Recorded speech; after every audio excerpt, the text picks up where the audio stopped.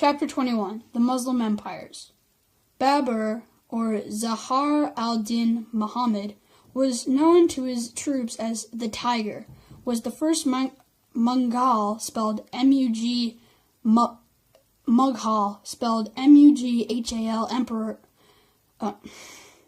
M-U-G-H-A-L, Emperor of India.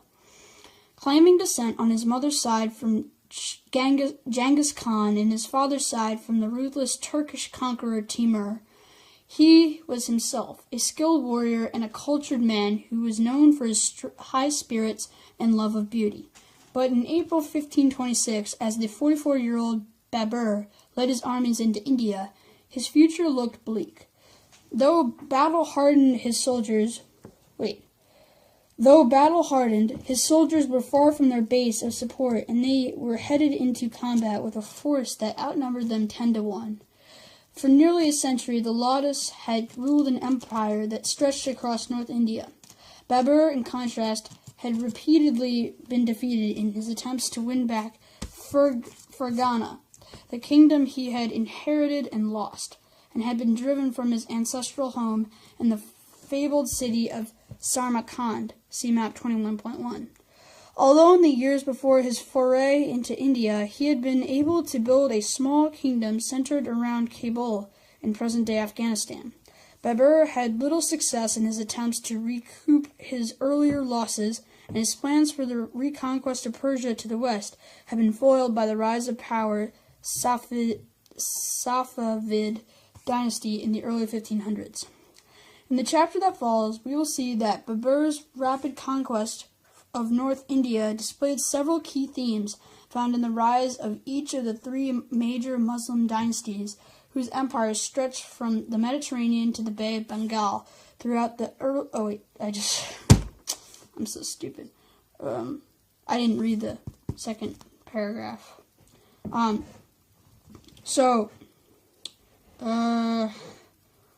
Safavid dynasty in the early 1500s. Forget the sentences in the chapters that follow. We will see that was part of the bottom paragraph. I was supposed to go up here. So I'll reread the last sentence of the first chunk on the side. Where does it begin? Although in the years before his foray into India, he had been able to build a small kingdom centered around Kabul in present-day Afghanistan, Babur had little success in his attempts to recoup his earlier losses, and his plans for the conquest of Persia to the west had been foiled by the rise of the powerful Safavid dynasty in the early 1500s. Now I'm supposed to go up here. Babur decided to meet the enemy just north of the Lodi capital at Delhi, from which a succession of Muslim dynasties had dominated North India since the 13th century. He ordered his troops to use leather strips to lash together the matchlock cannon that were positioned at the center of his army. Arrayed against them, under the command of the Lodi Sultan Ibrahim, spelled Ibrahim, were more than 1,000 war elephants that would lead the charge to crush Berber's unimposing band of warriors. When the battle was joined at mid-morning on April 21, the roar and fire of the cannon panicked the surging elephants, and they fled, trampling the Lodi soldiers marching into battle behind them. Making good use of his superior firepower, the enemy apparently had fewer cannons or muskets. Babur routed the massive army and went on to capture Delhi. Babur's warriors were buoyed.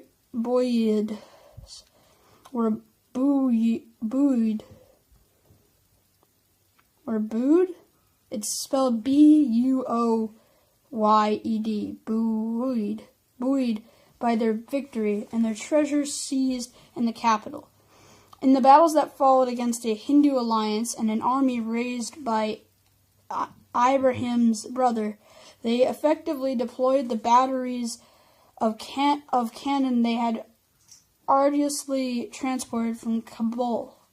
By the end of 1530, the Tiger was master of northern India and the founder of a new dynasty, the Mughal, which would rule varying portions of the subcontinent for nearly 300 years. In the chapter that follows, we will see that Babur's rapid conquest of North India displayed several key themes found in the rise of each of the three major Muslim dynasties, whose empires stretched from the Mediterranean to the Bay of Bengal throughout the early modern phase of global history. See map 21.1. First, the warrior leaders who found the Ottoman and Safavid empires to the west. Babur and his followers were from Turkic-speaking nomadic groups in Central Asia. In each of the three cases, the warrior leaders who founded these dynasties took advantage of the power vacuum left by the breakup of the Mongol Empire and the devastation wrought by Timur's assaults on the Islamic heartlands of the Middle East and Muslim-ruled northern India. Babur's Mughal Empire was the last of the three to be established, and he drew on many of the precedents set by both the Ottomans and Safavids. But like them, the military of all great Eurasian empires in the early modern era, his armies relied heavily on large cannons and increasingly on muskets. As we shall see, in many instances, the adversaries of each of the three Muslim dynasties lacked or were less skilled at deploying these weapons, which were transforming warfare across the globe. In fact, the Battle of Kanwa, spelled Khanua. In fact, at the Battle of Kanwa, Babur copied Turkish techniques in massing his muskets and cannon to defeat yet another much larger army, led by a great Hindu warrior. In contrast to the founders of the Ottoman and Safavid dynasties, Babur and four Mughal rulers who succeeded him did not launch their conquests out of religious fervor. Like the Mughal monarchs, once in power, most of the Ottoman and Safavid rulers showed great tolerance for the faiths of the non-Muslim peoples who became their subjects. But as will become apparent in the accounts of the three dynasties that follow, the same tolerance was often not shown in rival Muslim sects. The Sunni-Shia split, which, as we have seen, arose early in the history of Islamic civilization, fueled often violent rivalries between the Ottomans and the Safavids, and the sectarian identities frequently intensified ethnic divisions found in each of the great Muslim empires and across much of the Islamic world. Wars between the three empires and the constant need for their rulers to be attentive to shifting alliances and military innovations introduced by rival dynasties also go far toward explaining the inward-looking quality of much of Islamic society in this era. The Ottomans, from frontier warriors to empire builders. For centuries before the rise of the Ottoman Empire, Turkic-speaking peoples from Central Asia played key roles in Islamic civilization as soldiers and administrators, often in service of the Abbasid caliphs. But the collapse of the Seljuk Turkic kingdom of Rum in eastern Anatolia in Asia Minor, map 21.2, after the invasion of the Mongols in 1243, opened the way for the Ottomans to seize power in their own right. The Mongols raided but did not directly rule Anatolia, which fell into a chaotic period of warfare between would-be successor states to the Seljuk sultans. Turkic peoples, both those fleeing the Mongols and those in search of easy booty, flooded into the region in the last decades of the 13th century. One of these peoples, called the Ottomans, after an early leader named Osman, came to dominate the rest, and within decades they had begun to build a new empire based in Anatolia. By the 1350s, the Ottomans had advice from their strongholds in Asia Minor across the Bosporus Straits into Europe. Thrace was quickly conquered, and by the end of the century, large portions of the Balkans had been added to their rapidly expanding territories, map 21.2. In moving into Europe in the mid-14th century, the Ottomans had bypassed rather than conquered the great city of Constantinople, Along the capital of the once powerful Byzantine Empire, by the mid-15th century, the Ottomans, who had earlier alternated between alliances and warfare with the Byzantines, were strong enough to undertake the capture of the well-fortified city. For 7 weeks in the spring of 1453, the army of the Ottoman Sultan Mehmed II, Mehmed is spelled Mehmed, the Conqueror, which numbered well over 100,000, assaulted the triple ring of land walls that had protected the city for centuries, figure 21.2. The outnumbered forces of the defenders repulsed attack after attack until the Sultan ordered his gunners to batter a portion of the walls with their massive siege cannon. Wave after wave of Ottoman troops struck at the gaps in the defenses that had been cut by the guns, quickly overwhelmed the defenders, and raced into the city to loot and pillage for the 3 days that Mehmed had promised as their reward for victory. In the 2 centuries after the conquest of Constantinople, the armies of a succession of able Ottoman rulers extended the empire into Syria and Egypt and across North Africa, thus bringing under their rule the bulk of the Arab world, map 21.2. The empire also spread through the Balkans into Hungary in Europe and around the Black and Red Seas. The Ottomans became a formidable naval power in the Mediterranean Sea. Powerful Ottoman galley fleets made possible the capture of major island bases on Rhodes, Crete, and Cyprus. The Ottoman armies also drove Venetians, spelled Venetians, spelled Venetians, and Genoese, spelled Genoese, from much of the eastern Mediterranean and threatened southern Italy with invasion on several occasions. From their humble origins as frontier vassals, the Ottomans had risen to become the protectors of the Islamic heartlands and the scourge of Christian Europe. As late as 1683, Ottoman empires were able to lay siege to the capital of the Austrian Habsburg dynasty at Vienna. Even though the Ottoman Empire was in decline by this time, and the threat the assault posed to Vienna was far less serious than a previous attack in the early 16th century, the Ottomans remained a major force in European politics until the late 19th century.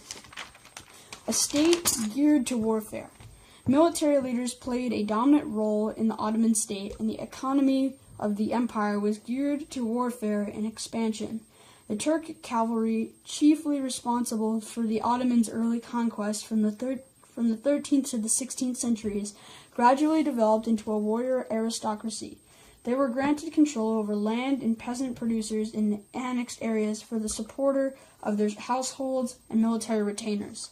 From the 15th century onward, members of the warrior class also viewed with religious leaders and administrators drawn from other social groups for control of the expanding Ottoman bureaucracy. As the power of the warrior aristocracy shrank at the center, they built up regional and local bases of support. These inevitably competed with the sultans and the central bureaucracy for revenue and labor control. From the mid-15th century, the imperial armies were increasingly dominated by infantry divisions made up of troops called Janissaries, spelled Janissaries. Most of the Janissaries had been forcibly recruited as adolescent boys in conquered areas such as the Balkans, where the majority of the population retained its Christian faith. Sometimes the boys' parents willingly turned their sons over to the Ottoman recruiters because of the opportunities for advancement that came with service to the Ottoman sultans. Though legally slaves, the youths were given fairly extensive schooling for the time and converted to Islam. Some of them went on to serve in the palace or bureaucracy, but most became Janissaries. Because the Janissaries controlled the artillery and firearms that became increasingly vital to the Ottoman success in warfare with Christian and Muslim adversaries, they rapidly became the most powerful component in the Ottoman military machine. Their growing importance was another factor contributing to the steady decline of the role of the aristocratic cavalry. Just like the mercenary forces that earlier served the caliphs of Baghdad, the Janissaries eventually tried to translate military service into political influence. By the 15th century, they were deeply involved in court politics. By the mid-16th century, they had the power to depose sultans and decide which one of the dying ruler's sons would mount the throne. The sultans and their court. Nominally, the Ottoman rulers were absolute monarchs, but even the most powerful sultan maintained his position by playing factions in the warrior elite off each other and pitting the warriors as a whole against the Janissaries and other groups. Chief among the latter were the Islamic religious scholars and legal experts who retained many of the administrative functions that had held under the Arab caliphs of earlier centuries. In addition to Muslim traders, commerce within the empire was in the hands of Christian and Jewish merchants, who, as dhimmis, spelled Dhimmis, or people of the book, were under the protection of the Ottoman rulers. Although they have often been depicted in Western writings as brutal and corrupt despots, spelled Despots, some Ottoman sultans, especially in the early centuries of their sway, were very capable rulers. Ottoman conquest often meant effective administration and tax relief for the peoples of areas annexed to the empire. Like the Abbasid caliphs, the Ottoman sultans grew more and more distant from their subjects as their empire increased in size and wealth. In their splendid marble palaces and pleasure gardens, surrounded by large numbers of slaves and many wives and concubines of their harems, Ottoman rulers followed elaborate court rituals based on those of earlier Byzantine, Persian, and Arab dynasties. Day-to-day administration was carried out by a large bureaucracy headed by Grand Vizier in Arabic. The vizier was the overall head of the imperial administration, and he often held more real power than the sultan. Early sultans took an active role in political decision and often personally led their armies into battle. Like earlier Muslim dynasties, however, the Ottomans suffered greatly because they inherited Islamic principles of political succession that remained vague and contested.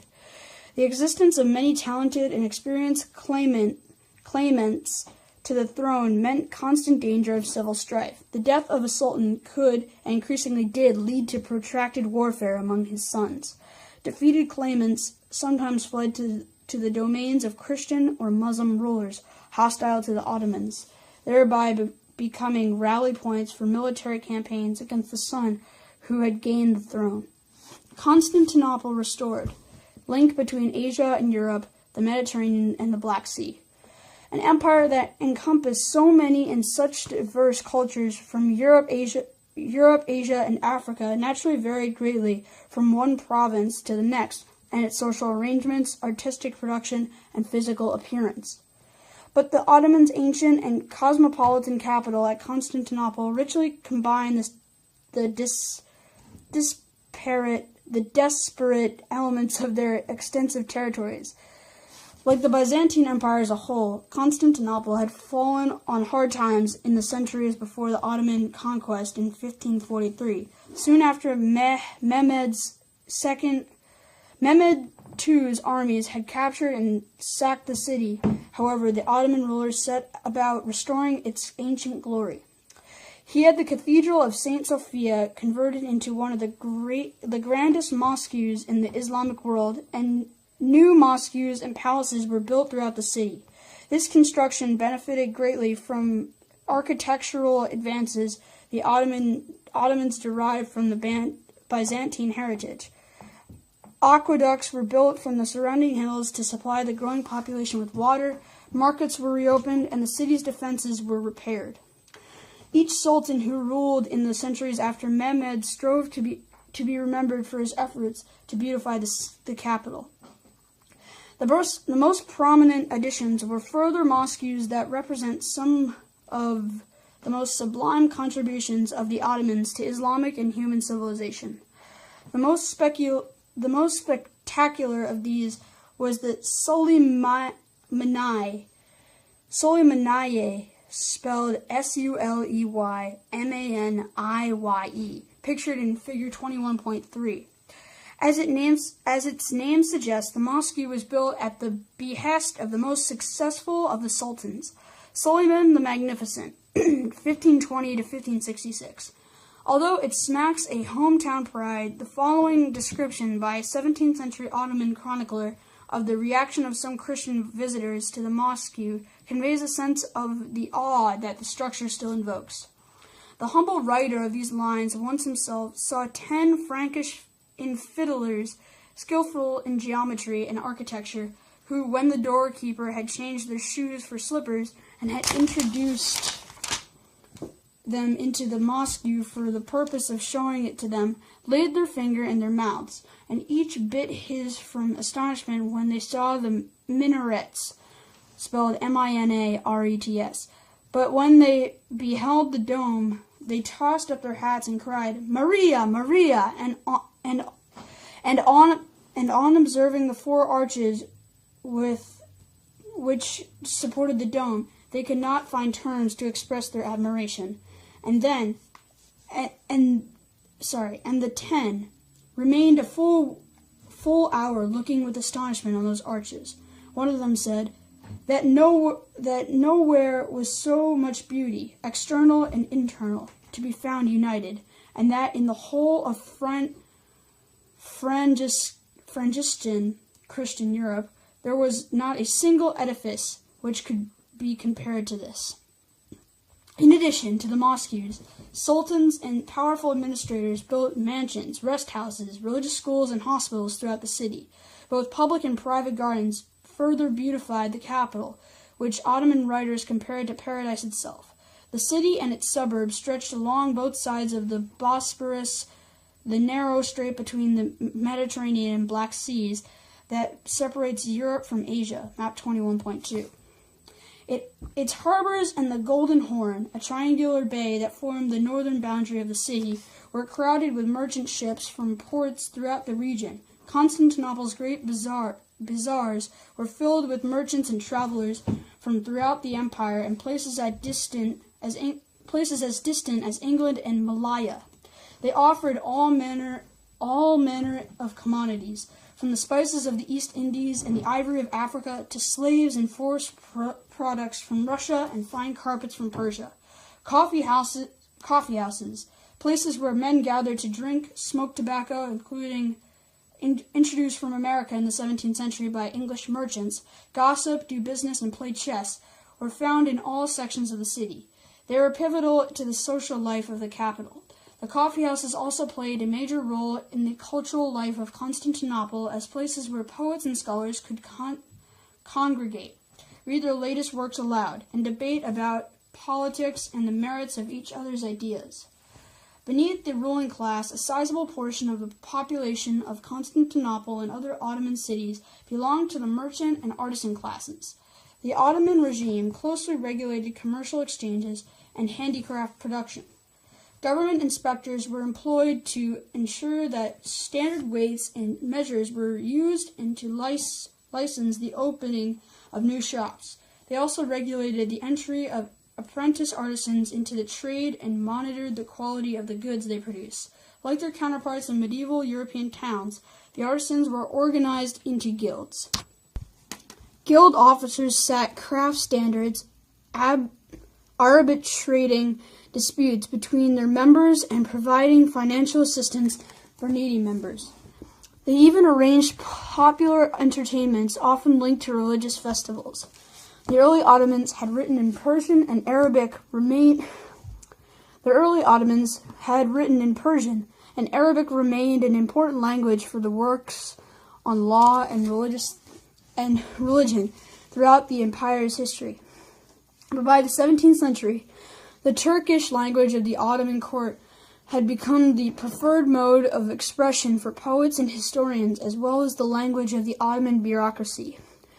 In writing, as in the fine arts, the Ottomans' achievements have been somewhat overshadowed by those of their contemporary Persian and Indian rivals.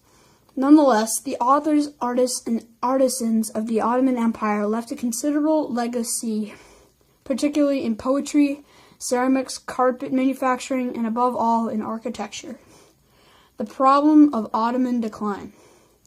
Much of the literature on the Ottoman Empire concentrates on its slow decline from the champion of the Muslim world and the great adversary of Christendom to the sick man of Europe in the 18th and 19th centuries. This approach provides a very skewed view of Ottoman history as a whole. Traced from its origin in the late 13th century, the Ottoman state is one of the great success stories in human political history. Vigorous and expansive until the late 17th century, the Ottomans were able to ward off the powerful enemies who surrounded their domains on all sides for nearly 4 centuries. The dynasty endured for more than 600 years, a feat machined by no other in all human history. From one perspective, the long Ottoman decline, which officials and court historians actively discussed from the mid-17th century onward, reflects the great strength of the institutions on which the empire was built. Despite internal revolts and periodic conflicts with such powerful foreign rivals as the Russian, Austrian, Spanish, and Safavid empires, the Ottomans ruled into the 20th century. Yet the empire had reached the limits of its expansion power centuries earlier, and by the late 17th century, the long retreat from Russia, Europe, and the Arab lands had begun. In a sense, some contraction was inevitable. Even when it was at the height of its power, the empire was too large to be maintained, given the resource base that the sultans had at their disposal and primitive state of transport and communications in the pre-industrial era. The Ottoman state had been built on war and steady territorial expansion. As possibilities for new conquest ran out and lands began to be lost to the Ottomans' Christian and Muslim enemies, the means of maintaining the oversized bureaucracy and army shrank. The decline of the effectiveness of the administrative system that held the empire together was signaled by the rampant growth of corruption among Ottoman officials. The corruption and incompetence of state bureaucrats prompted regional and local officials to retain more revenue for their own purposes. Poorly regulated by the central government, many local officials who also controlled large landed estates squeezed the peasants and the laborers who worked their lands for additional taxes and services. At times, the oppressive demands of local officials and estate owners sparked rebellions. Peasant uprisings and flight resulted in the abandonment of cultivated lands and in social dislocations that further drained the resources of the empire. From the 17th century onward, the forces that undermined the empire from below were compounded by growing problems at the center of imperial administration.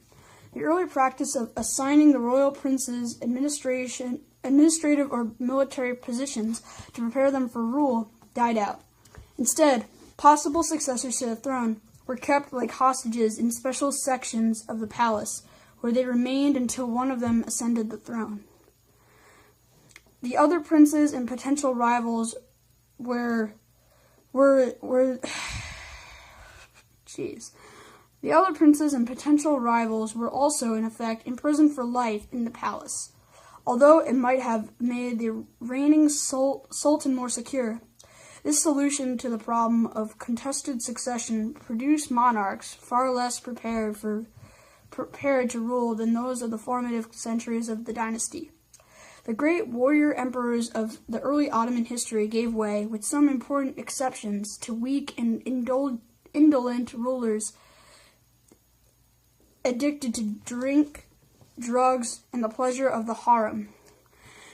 And harem is spelled Harem. In many instances, the later sultans were little more than pawns in the power struggle of the viziers and other powerful officials with the leaders of the increasingly influential Janissary corps. Because the imperial apparatus had been geared to strong and absolute rulers, the decline in the caliber of Ottoman empires had devastating effects on the empire as a whole. Civil strife increased, and the discipline and leadership of the armies on which the empire depended for survival deteriorated. Military reverses, Iberian expansionism, and the Ottoman retreat. Debilitating changes within the empire were occurring at a time when challenges from without were growing rapidly. The Ottomans had made very effective use of artillery and firearms in building their empire, but their reliance on huge siege guns and the Janissaries' determination to block all military changes that might jeopardize the power they had gained within the state caused the Ottomans to fall farther and farther behind their European rivals in the critical art of waging war. With widespread introduction of light field artillery into the armies of the European powers in the 17th century, Ottoman losses on the battlefield multiplied rapidly, and the threat they posed for the West began to recede. On the sea, the Ottomans were eclipsed as early as the 16th century. The end of their dominance was presaged by their defeat by a combined Spanish and Venetian, spelled Venetian. I'm going to pronounce it Venetian fleet at Lepanto in 1571. The Great Battle is depicted in the painting in figure 21.4. Although the Ottomans had completely rebuilt their war fleet within a year after Lepanto and soon launched an assault on North Africa that preserved the area for Islam, their control of the eastern Mediterranean had been lost. Even more ominously, in the decades before Lepanto, the Ottomans and the Muslim world had been outflanked by the Portuguese seafarers who sailed down and around the coast of Africa. The failure in the early 1500s of the Ottomans and their Muslim allies in the Indian Ocean to drive the Portuguese from Asian waters proved far more harmful in the long run than Ottoman defeats in the Mediterranean. Portuguese naval victories in the Indian Ocean revealed the decline of Ottoman galley fleets and Mediterranean-style warships more generally. The trading goods, particularly spices that the Portuguese carried around Africa and back to Europe, enriched the Ottomans' Christian rivals. In addition, the fact that a large portion of the flow of these products was no longer transmitted to the European ports through Muslim trading centers in the eastern Mediterranean meant that merchants and tax collectors in the Ottoman Empire lost critical revenues. As if this were not enough, from the late 16th century on, amounts of silver flowed into the Ottomans' lands from miners worked by Native American laborers in the Spanish Empire in Peru and Mexico. This sudden influx of bullion, spelled Bullion, into the rigid and slow-growing economy of the Ottoman Empire set off a long-term inflationary trend that further undermined the finances of the empire. Several able sultans took measures to shore up the empire in the 17th century. The collapse of the Safavid dynasty in Persia and conflicts between the European powers at this time also gave the Ottomans hope that their earlier dominance might be restored. But this reprieve was temporary. With the scientific technology and commercial transformations occurring in Europe, discussed in Chapter 17, the Ottomans were falling behind their Christian rivals in most areas, but the growing gap was most critical in trade and warfare. The Ottomans inherited from their Arab, Persian, and Turkic predecessors the conviction that little of what happened in Europe was important. This belief, which is seen as a major cause of Ottoman decline by the traveler Abu Taleb, quoted in the document feature, prevented them from taking seriously the revolutionary changes that were transforming Western Europe. The intense convertism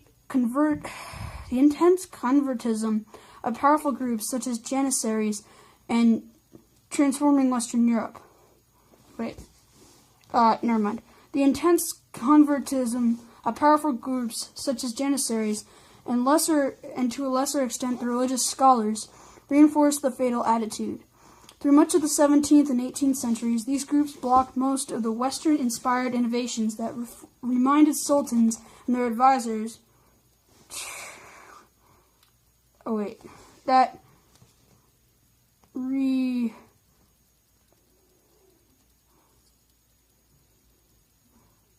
Sorry, I'm going to reread that sentence and mess something up.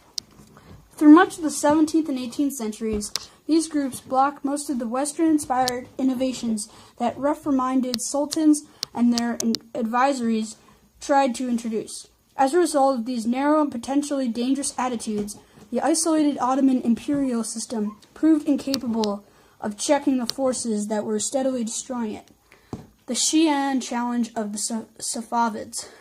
Like the Ottomans, the Safavid dynasty arose from the struggles of rival Turkic nomadic groups in the wake of the Mongol and Timurid invasions of the 13th and 14th centuries. Also like the Ottomans, the Safavids rose to prominence as the frontier warrior champions of a highly militant strain of Islam. But unlike the Ottomans, who became the champions of the Sunni majority of the Muslim faithful, the Safavids espoused the Shi'an variant of Islam. As we saw in Chapter 6, in early decades of Muslim expansion, a split developed in the community of the faithful between the Sunnis, spelled Sunnis, who recognized the legitimacy of the first three successors to Muhammad, Abu Bakr, Umar, and Uthman, and the Shia, who believed that only the fourth successor, Ali, Muhammad's cousin and son-in-law, had the right to succeed the Prophet. Over time, differences in doctrine, ritual, and law were added to the disagreements over succession that originally divided the Islamic community. Divisions have also arisen within both the Shia and Sunni groupings, but bitter hostility and violent conflict most often have developed along Sunni-Shia lines. The long rivalry between the Sunni Ottomans and the Shia Safavids proved to be one of the most pivotal episodes in the long history of these sectarian struggles. The Safavid dynasty had its origins in a family of Sufi mystics and religious preachers whose shrine center was at Ardabil near the Caspian Sea, map 21.3. In the early 14th century, one of these Sufis, Sail al-Din, who gave the dynasty its name, began a militant campaign to purify and reform Islam and spread Muslim teachings among the Turkic tribes of the region. In the chaos that followed the collapse of Mongol authority in the mid-14th century, Sail al-Din and other Safavid Sufi leaders gained increasing support. But as the members of the Red Heads, as the Safavid followers were called because of their distinctive headgear, grew, and as they began in the mid-15th century to preach Shia doctrines, their enemies multiplied. After decades of fierce local struggles in which three successive Safavid leaders perished, a surviving Sufi commander, Ismaili, spelled I-S-M-A, apostrophe I-L, led his Turkic followers to a string of victories on the battlefield. In 1501, Ismail's armies took the city of Tabriz, where he was proclaimed Shah, or emperor. In the next decade, Ismail's followers conquered most of Persia, drove the Safavids' ancient enemies, the Ozbegs, a neighboring nomadic people of Turkic stock, back into the Central Asian steppes, and advanced into what is now Iraq. The Safavid successes and the support their followers received in the Ottoman borderlands from Turkic-speaking peoples brought them into contact with Ottoman rulers. In August 1514, a Chaldean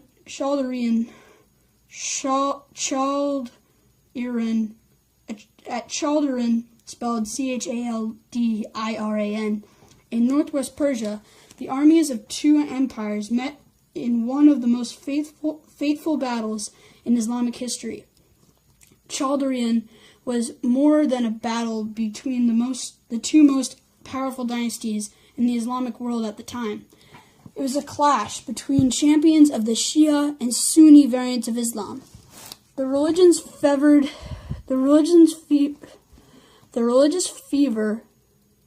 Have you been saying fever? Fervor. No, it's not fever, it's fervor.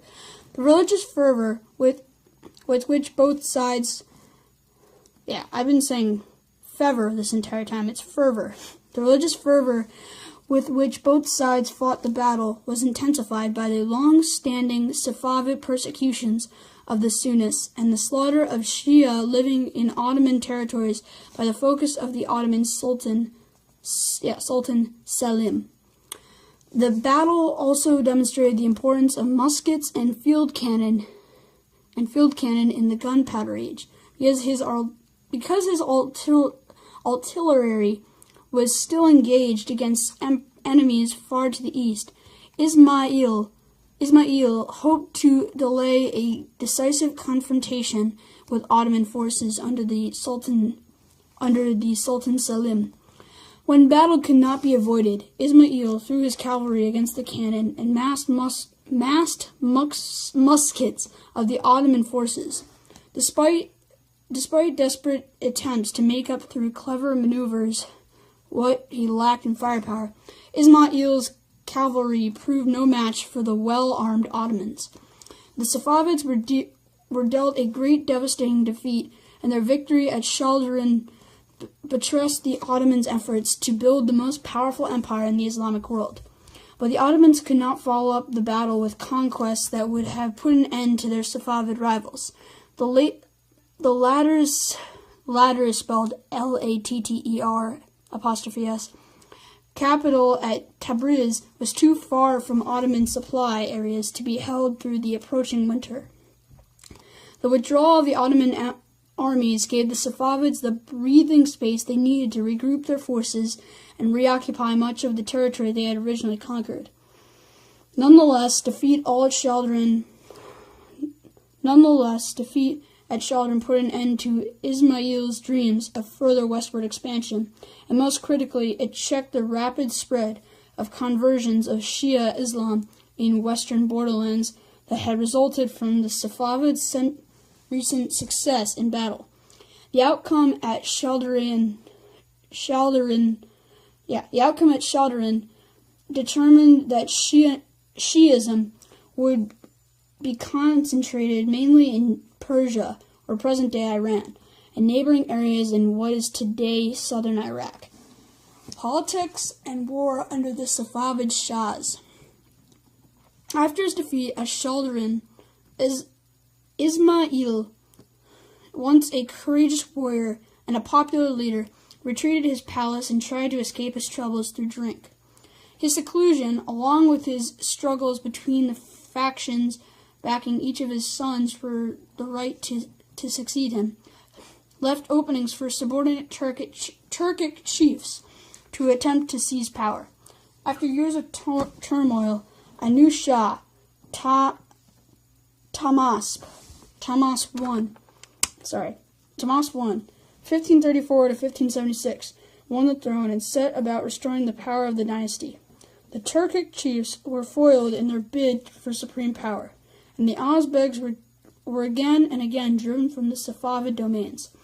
Under Shah Abbas, 1587 to 1629, the empire reached the height of its strength and prosperity, although the territories it controlled remained roughly equivalent to those ruled by Ismail and Tahmasp I. Under Tahmasp I and his successors, repeated efforts were made to bring the Turkic chiefs under control. They were gradually transformed into a warrior nobility comparable to that of the Ottoman domains. Like their Ottoman counterparts, the Safavid warrior nobles were assigned villages whose peasants were rapid to supply them and their troops with food and labor.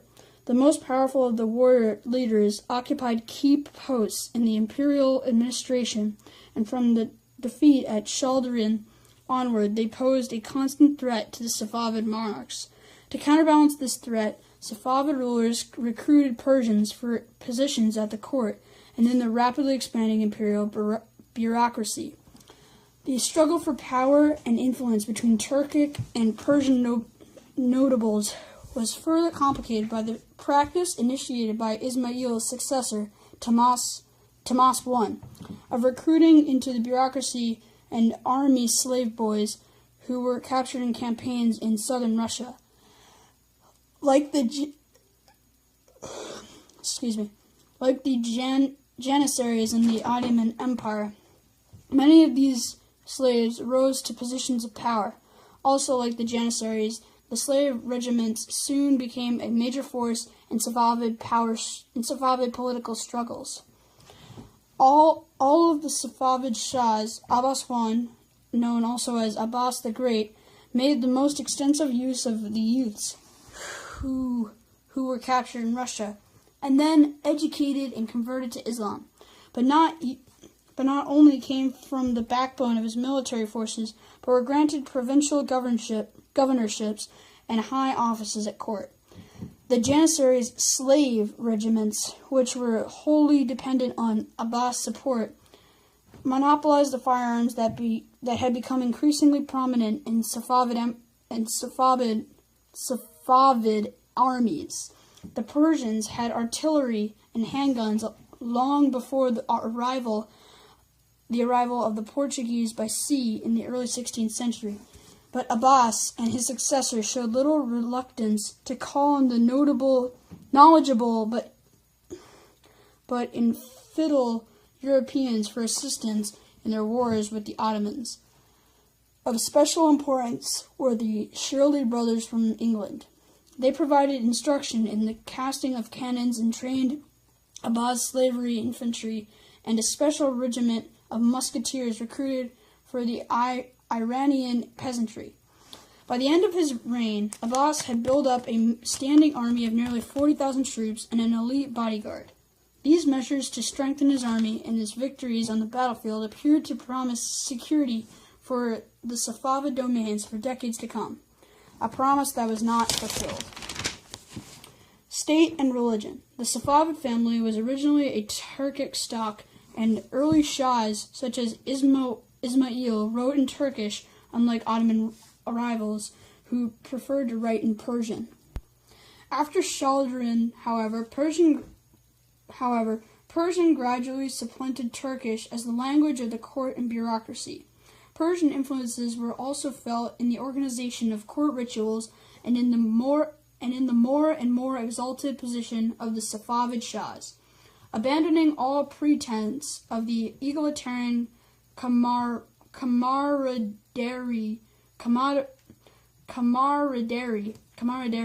spelled Camaraderi, that had marked their earlier dealings with the warrior chiefs, the Safavids took grand titles such as Padishah, or King of Kings, often derived from those used by the ancient Persian emperors, like the Ottoman rulers. The Safavids presided from their high thrones over opulent palace complexes crowded with servants and courtiers. The pattern of palace life was set by elaborate court rituals and social interaction governed by a refined sense of etiquette and decorum.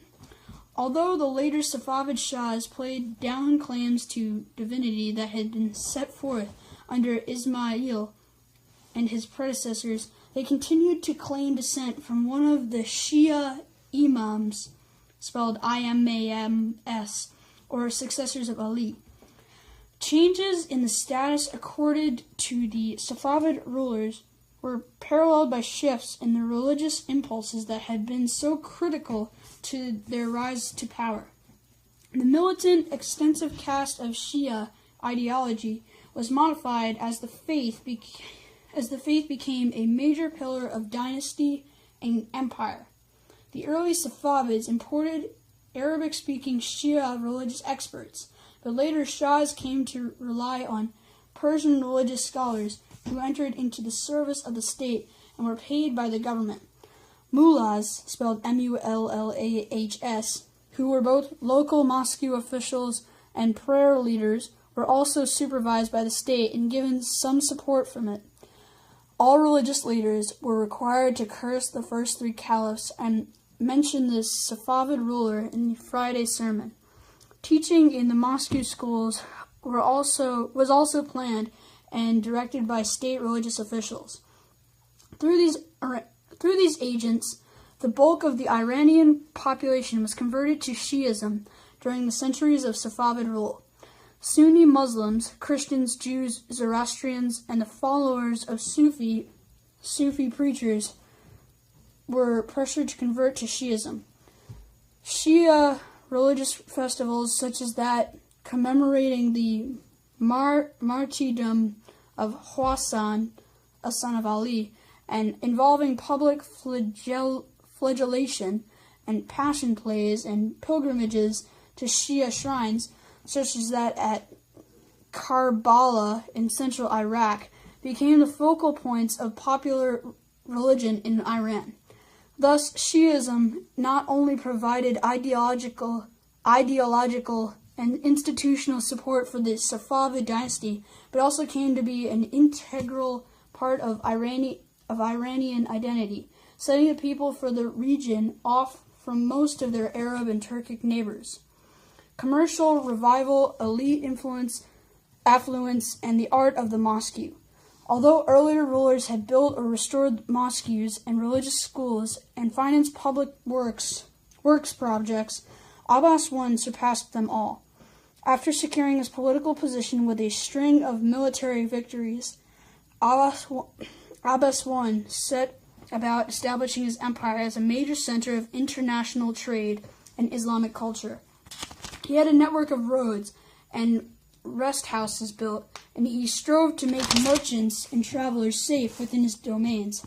He set up workshops to manufacture the silk textiles and splendid Persian carpets that were in great demand.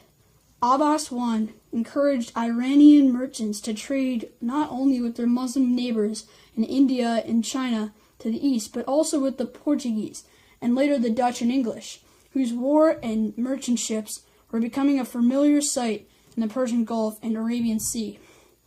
Although Abbas I undertook building projects throughout his empire, Although Abbas I undertook building projects throughout his empire, he devoted special attention to his capital at Isfahan.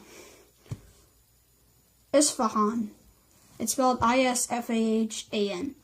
The splendid seat of Safavid power was laid out around a great square, which was lined with two-story shops interspersed with great mosques, government of feces, and soaring arches that opened onto formal gardens. Abbas I founded several colleges and oversaw the construction of numerous public baths and rest houses. He patronized workshops where intricately detailed and brilliantly colored miniatures were produced by master painters and their apprentices. Above all, the great mosques that Abbas I had built at Isfahan were the glory of his reign, figure 21.5. The vividly colored ceramic tiles, which Iranian builders had begun to use centuries earlier, turned the massive domes and graceful minarets, spelled Minarets, of Safavid mosques and royal tombs into creations of stunning beauty. Geometric designs, floral patterns, and verses from the Quran written in stylized Arabic added movement and texture to the deep blue tiles that distinguished the monumental construction of the Safavid era. Gardens and reflecting pools were built near the mosques and rest houses. By combining graceful arches, greenery, and colorful design, Persian architects and artisans created lush, cool refuges, perhaps duplicating heaven itself as it is described in the Quran. in a land that is dry, dusty, and gray-brown for much of the year. Society and gender roles. Ottoman and Safavid comparisons. Although the Ottomans and Safavids were bitter political rivals and religious adversaries, the social systems that developed under the two dynasties have much in common. Both were dominated, particularly in their earliest phases, by warrior aristocracies, which shared power with the absolutist monarchs of each empire and enjoyed prestige and luxury in the capital and on rural estates. In both cases, the warrior aristocrats gradually retreated to the estates, making life increasingly difficult for the peasants on whom they depended for the support of their grand households and many retainers. As the real power of the rulers of each empire diminished, and as population increases reduced the uncultivated lands of which peasants might flee, I'm going to reread that sentence because it's not really making sense. As the real power of the rulers of each empire diminished, and as population increases reduced the uncultivated lands to which peasants might flee, the demands of the landlord class grew harsher. Foreign invasions, civil strife, and the breakdown of vital services once provided by the state added to the growing misery of the peasantry. The resulting spread of banditry, peasant uprisings, and flight from the land further drained the resources of both empires and undermined their legitimacy. The early rulers of both the Ottoman and Safavid empires encouraged the growth of handicraft production and trade in their realms. Both dynasties established imperial workshops where products ranging from miniature paintings and rugs to weapons and metal utensils were manufactured. The rulers of each empire lavishly patronized public works projects that provided